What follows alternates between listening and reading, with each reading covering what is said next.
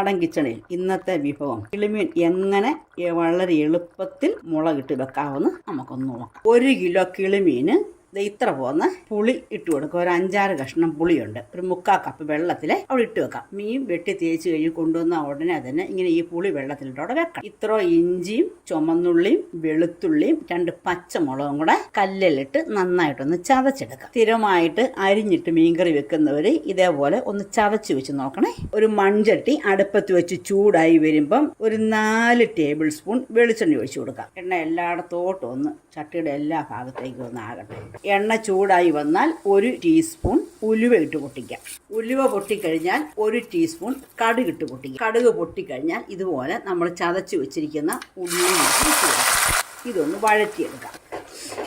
ഇതെല്ലാം കൂടെ നന്നായിട്ടൊന്ന് വഴന്ന് വരട്ടെ. ഈ സമയത്ത് 4 ടേബിൾ സ്പൂൺ മുളക് പൊടി, അതായത് കാശ്മീരി ചില്ലി സാധാരണ ചില്ലിയും കൂടെ ഒരുമിച്ച് പൊടിച്ചത്, അതുപോലെ തന്നെ 1 ടീസ്പൂൺ മഞ്ഞൾപ്പൊടി, 1 ടീസ്പൂൺ കുരുമുളക് ചതച്ചത്, ഇതെല്ലാം കൂടെ ഇട്ട് ചൂടുവെള്ളത്തിൽ ഇതേപോലെ ഒന്ന് കുഴച്ച് വെക്കാം. ഇതെല്ലാം കൂടെ നന്നായിട്ടൊന്ന് വഴന്ന് വരട്ടെ. ഒരുപാട് മൂത്ത് പോകരുത്. 2 തണ്ട് കറിവേപ്പില ഇട്ട് കൊടുക്കാം. ഈ സമയത്ത് ഇതുപോലെ മിക്സ് ചെയ്ത് വെച്ചിരിക്കുന്ന മുളക് പൊടി ചേർത്ത് കൊടുക്കാം. ഇങ്ങനെ മുളക് പൊടി വെള്ളത്തിൽ ഒന്ന് മിക്സ് ചെയ്ത് വെക്കാമെങ്കിൽ ഇതിലേക്ക് ചേർക്കുമ്പോൾ ഒട്ടും മുളക് പൊടി കരിഞ്ഞു പോകത്തില്ല. നന്നായിട്ട് വാടി കിട്ടുകയും ചെയ്യും. ഈ മുളകിൻ്റെ പച്ച ചൊവയൊക്കെ നന്നായിട്ടൊന്ന് മാറി വരണം.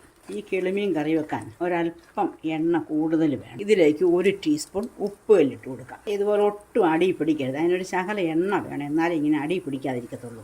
ഇതുപോലെ മുളക് പൊടി നന്നായിട്ടൊന്ന് വഴന്ന് വരണം, എണ്ണ കിടന്ന് തന്നെ. ഈ സമയത്ത് നമ്മൾ എടുത്തു വെച്ചിരിക്കുന്ന പുളിയും വെള്ളവും കൂടെ ഒഴിച്ചു കൊടുക്കാം. ഈ കിളിമീന് ഒരുപാട് വേവില്ല, അതുകൊണ്ട് ഒരുപാട് വെള്ളം ചേർക്കരുത്. ഏകദേശം അതിൻ്റെ കണക്ക് കണ്ടേ വെള്ളം ഒഴിക്കാവുള്ളൂ. കറിവേപ്പില ഉള്ളവർ 2 കറിവേപ്പിലത്തണ്ട് ഇട്ട് കൊടുത്തിട്ട് അടച്ചു വെച്ച് ഒന്ന് തിളപ്പിക്കണം. ഇത് തിളച്ച് വരുന്നുണ്ട്. ഇങ്ങനെ ഈ വെട്ടി തിളച്ച് വരുന്ന ഈ സമയത്ത് നമ്മൾ വൃത്തിയാക്കി വെച്ചിരിക്കുന്ന ഓരോ കിളിമീനും ഇതിലേക്ക് ഇട്ട് കൊടുക്കാം. ഇത്രയും വലിപ്പമുള്ള കിളിമീൻ മുറിക്കണമെന്നില്ല, വേണമെങ്കിൽ ഒന്ന് വരഞ്ഞു കൊടുക്കാം. അതിൻ്റെ ആവശ്യമില്ല. ചെറുതായിട്ടൊന്ന് അനക്കി കൊടുക്കാം.